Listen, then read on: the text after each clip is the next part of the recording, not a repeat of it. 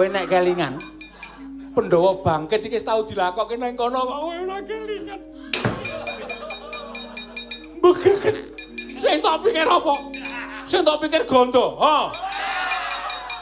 Kancamu sing gondrong kae. Penyakit ora. Ora do trewet iki apa?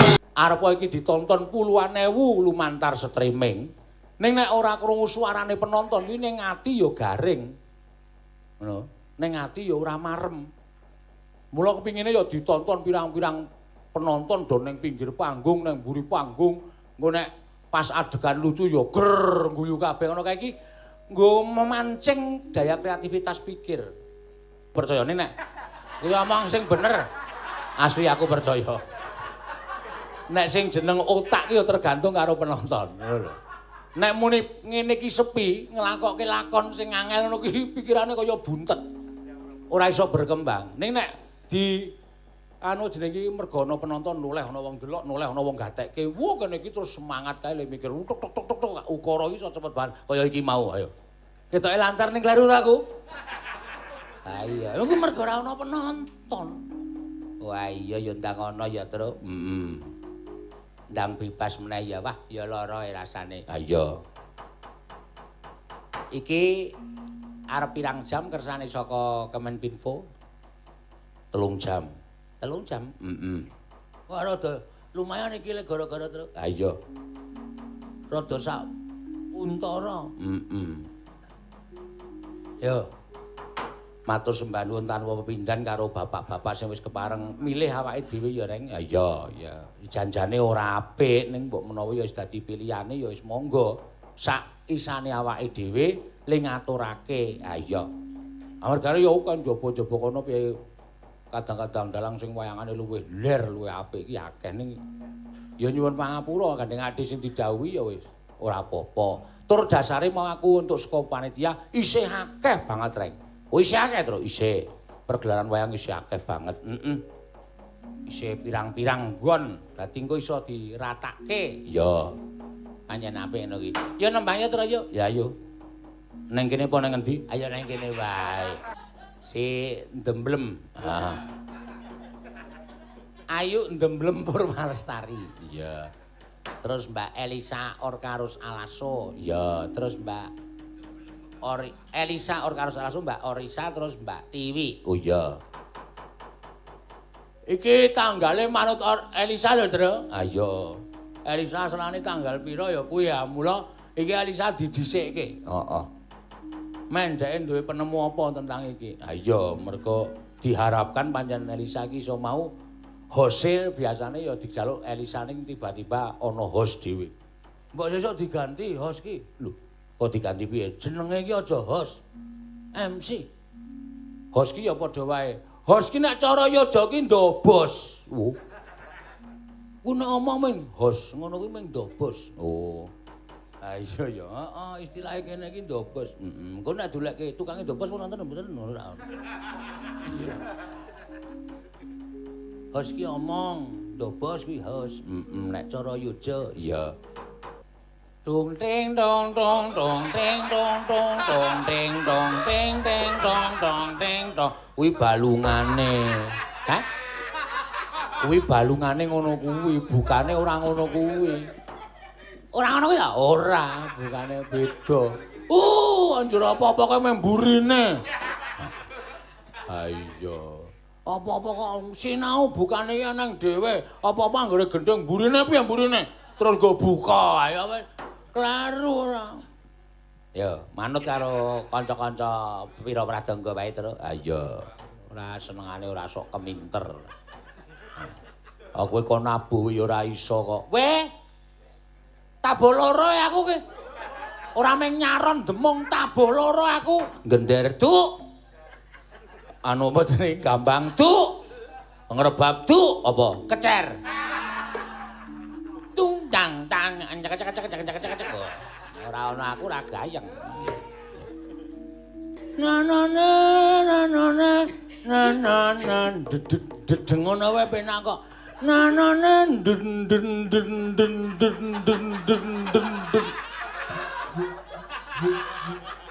Penyelone njaluk digraji. Dian. Ora apa-apa diapura. Ah iya. Hati-hati rasa sok kemrungsung adu mendari ra ono.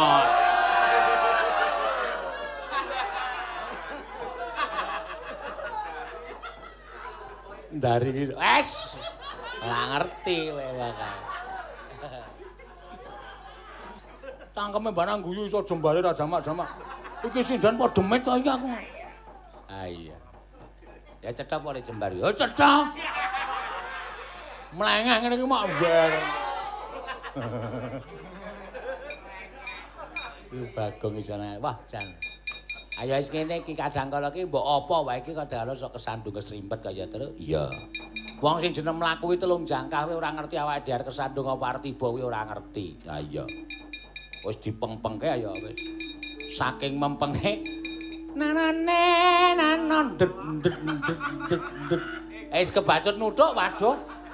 Piye iki? Wis ben lah. Ha iya. Wah, ya. Saora-orane iki diprisani piyayake banget. Ha iya. Ning jeneng ngono kuwi ana salahe ora. Ana salahe ning kerep. Ha iya. Ora apa-apa. Ya, diteruske tembangan sing kepenak. Mumpung ora ana panyuwunan iki bebas terus. Ha iya. Bar nembang apa, Gong? Aku kari dhewe. Oh iya. Aku nek ora bangsa lagu sing ini ora. Oh.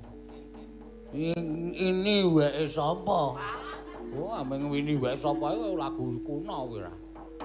Arep ngaturke sapa? Jroning swasana sing kahanan kaya ngene iki awake dhewe tetep kudu bahagia terus. Iya, kudu seneng. Merga ya ta, Bagong dhewe ya ngerti, seneng kuwi menguatkan timun. Apa? Timun. Ora nganggo T, ora nganggo T. Imun. Nah, imun ki iso menangkal lelara utawa virus sing jenenge Covid. Heeh. Nah, kuwi kudu bahagia. Mula tetembangan yo iso gawe seneng. Ya. Nyuwun ayo guyu. Ya, sing nembang sapa? Kowe nganggo dibawani Mbak Ayu Purwarestari. Ya. Men jumeneng terus. Ya alon-alon. Lagi mbobot. Ah iya. Yo, tata.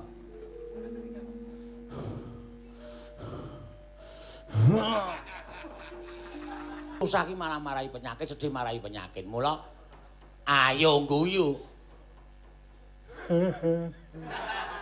Awi jenenge ngece kuwi.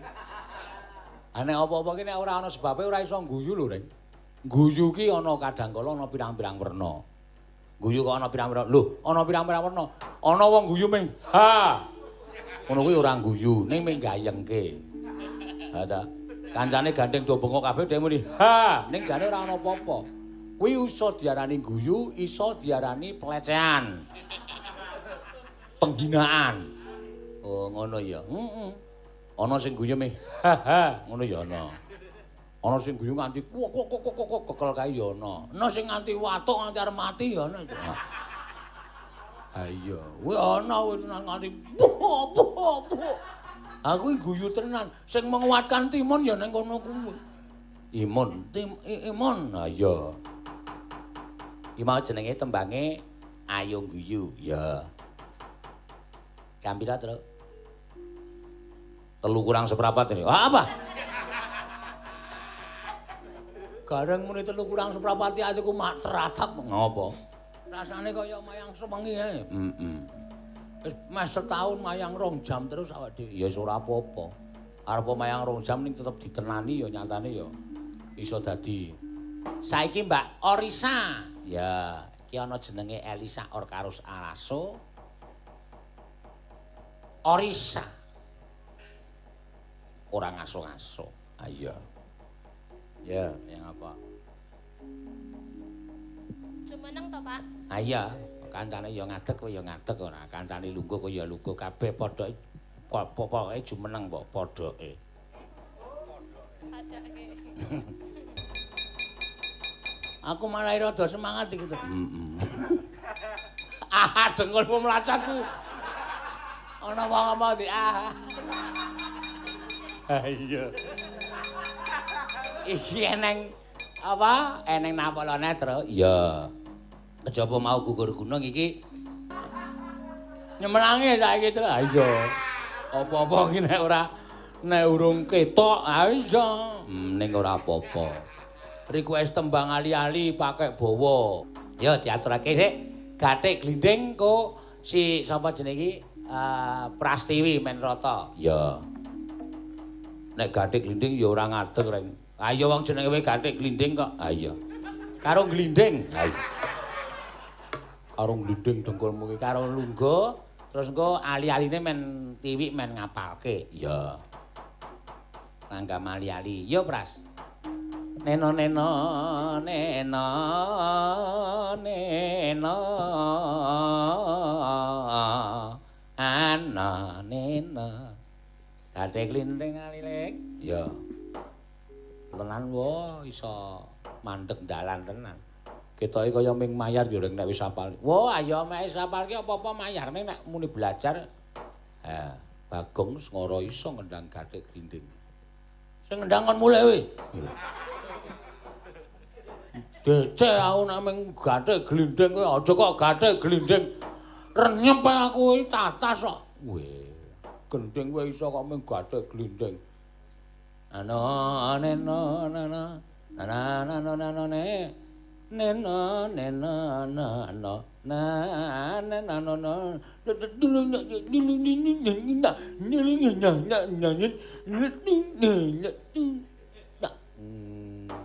deg-degane tok iso. Anggere remeh makan kok mandeg dhewe.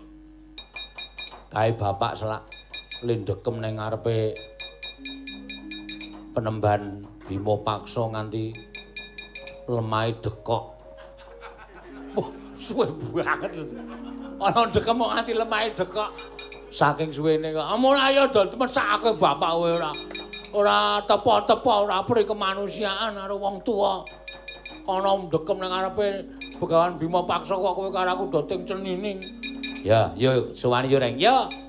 Janeng yaning talaka kadi langit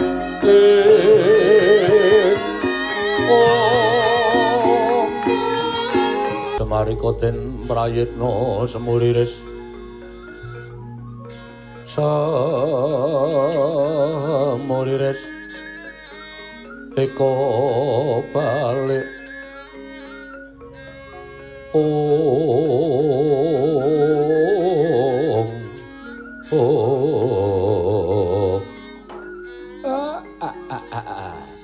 blegegek satulita mel kula nuwun sewu nggih Penemban kula ngajeng nyuwun priksa sing jeneng wong nindakake tapa prihatin niku nggih sae-sae mawon merga niku jangkung kekuataning batin gayuh kekuataning batin ning nek saben dina mongko tanpa kendhat jugar namung wanci nindakaken panembah dhateng panguwasaning Gusti sasampunipun menika lajeng kendel mawon boten mobah boten musik mongko tanpa dahar tapa prihatin menika kenging ning kesarasan nggih kedadipun jagi mangke mindak boten prayogi kawontenanipun Penemban ora aturi jugar sawetawis monggo bawa raos kaliyan ingkang abdipun Semar wah ayo sing jeneng Piyai Tapa ya terus kencokan apa-apa wis ora digagas ancen ya kaya mati sadroning urip lah iya kaya ora kaya awake dhewe kungkum cokot yuyu ele mlayu ngentar kungkum tak dekep pokoke ha iya nek ngerti-ngerti dicokot tak malah cilaka ha iya lolo gareng Petro Bagong ora ting clemong iki bendaramu nek bisa janjane aku pengen ngerti sejatine apa to sing digayuh wiwit biyen tekan saiki nggonku nunggu lawan jugaring Penembahan Bima Paksa. Lah kok dadi ora nate jugar, pendak-pendak jugar mung nindakake panembah masuh sesuci kelawan raga tumuli munggah sanggar pelanggatan. Sakbubare kuwi manembah maneh. Pancen Ndara mboten kersa paring pangandikan Penembahan. Kula namung jurung donga supados napa sing mangjangka sageta kasembadan Ndara.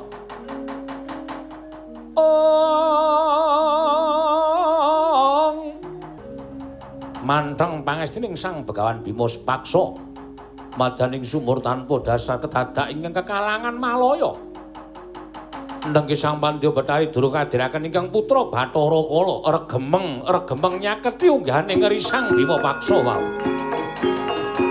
Semare konten prayetna semuriris eka balik.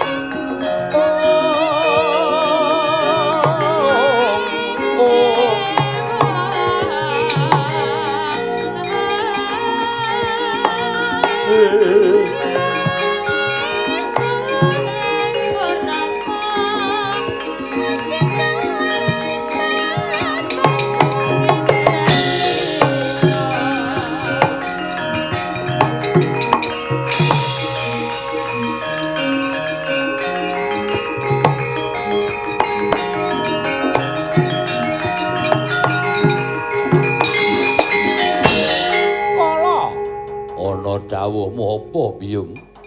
Lah tobat. Ndak wis padake manteng pangestine. Bima Paksa nggone nglakoni tapa brata piye? Iki dadi srana nggone kowe kalawan aku bisa gawe cintrakaning si Bima Paksa sarana pusakaning Sang Hyang Jatimurti ya kuwi wujuding Cestrisula. Keparenging Biyung Durga.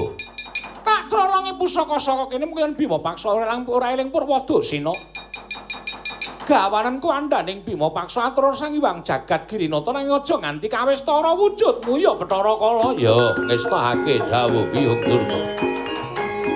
Kontang wining samudra nglangut.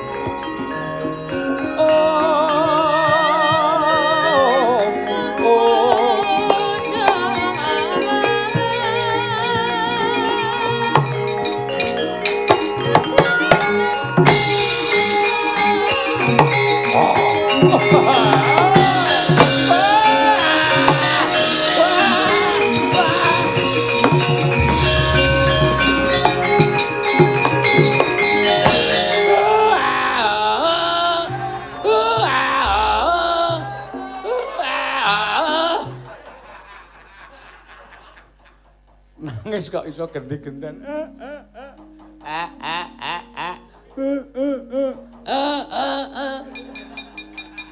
Piye, Pak? Wes iki. Truk, Bapak anu asmane kumat. Aku ditindhi wong semene kok. Wedhus ora. Wong tuwa-tuwa tindhahi sak penake dhewe. Mbegen. Sesek, Pak. Seseke ora jamak-jamak. Ndara Bima Paksa ilang. Begawan Bima Paksa ilang, Pak. Bebahan Bima Cangkring ilang, Pak. Nek kae ilang mbok ben ngesruh wong nyambut gawe. Kena nggo banjelan. Iki nek ora tak aturke Sinuwun Prabu Darma Kusuma ora rampung to, Lek.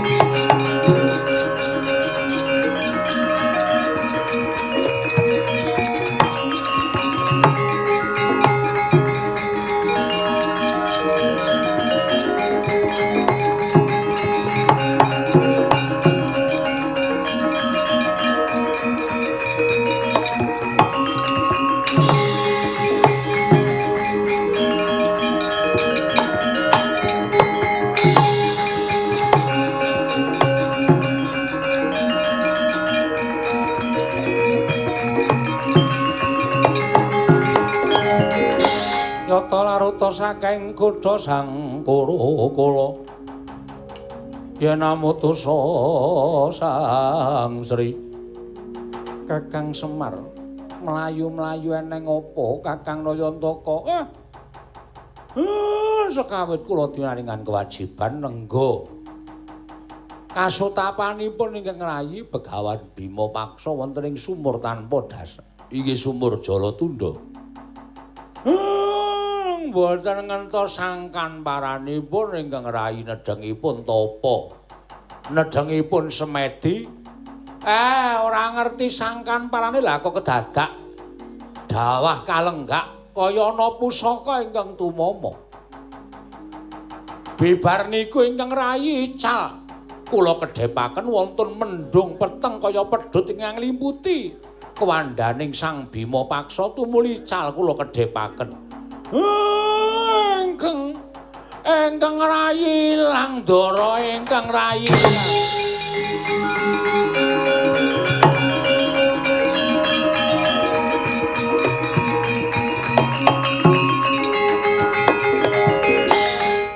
Kakang Semar, Kakang Nayantaka kuwi wis pirang-pirang warsa, malah puluhan warsa nggone dadi pamomonging para Pandhawa.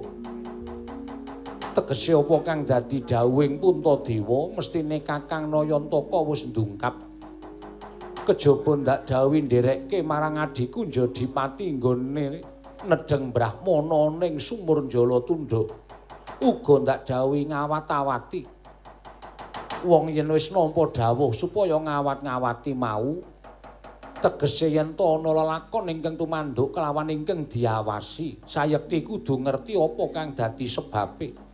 Kakang Semar Puntadewa ora trima yen to Kakang Semar mung wadul babakan adiku nggone ilang nanging kudu bisa njlentrehake menyang endi langing Bima Paksa.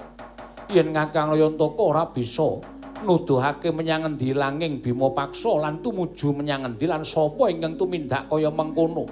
Pedah apa sira wujud Kyai Nayantaka, pedah apa sira wujud Kyai Badranaya ingkang pranyata ora lantip panggraitane Kakang Semar.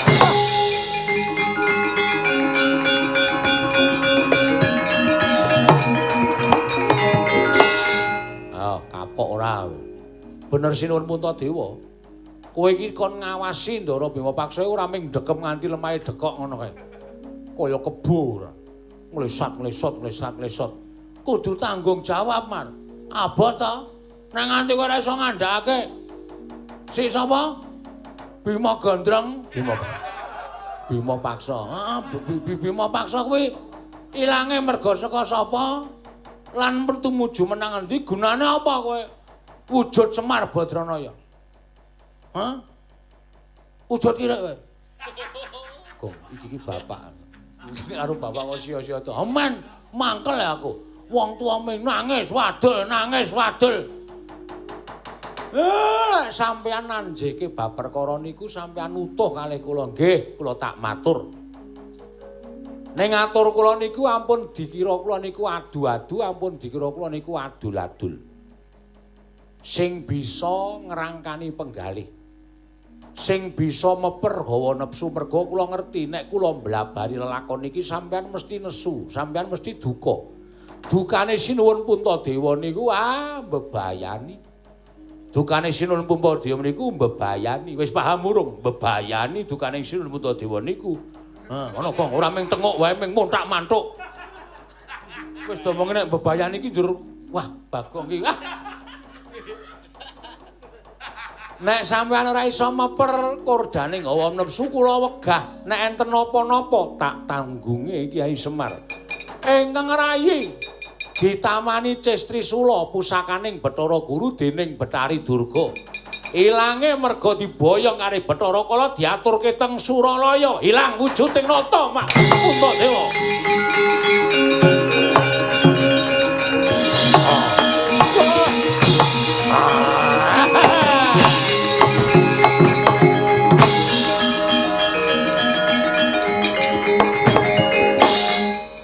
Sampeyan kok meneng mawon. Keng raka duka kaya ngoten kok sampeyan ming begegek. Ora mobah, ora musik. Mongko sampeyan iku duwe kadang tuwa.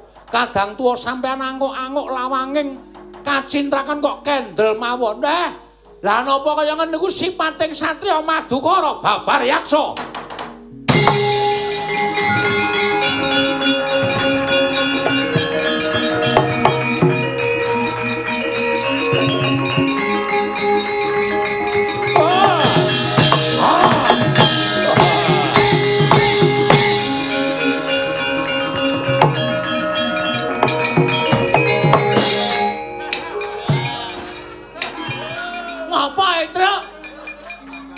Kowe nek kelingan Pandhawa bangkit iki wis tau dilakokke nang kono kok kowe ora kelingan. Begek. Sing tak pikir apa? Sing tak pikir gondo. Ha. Kancamu sing gondrong kae. Penyakit ora. Ora do trewet kowe ngopo?